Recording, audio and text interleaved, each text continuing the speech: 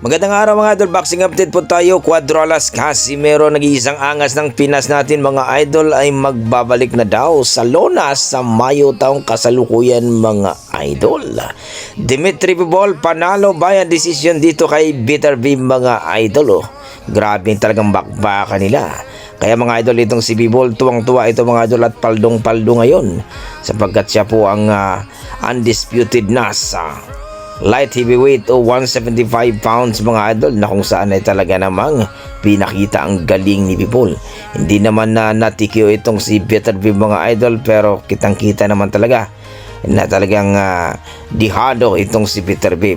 Agresibo itong si Bitter B mga idol, pero nadali pa rin, nautakan pa rin ni Dimitri Bivol mga idol. Puntos-puntos lang, pero talaga namang epektibo ang ginawa ni Dimitri Bivol mga idol.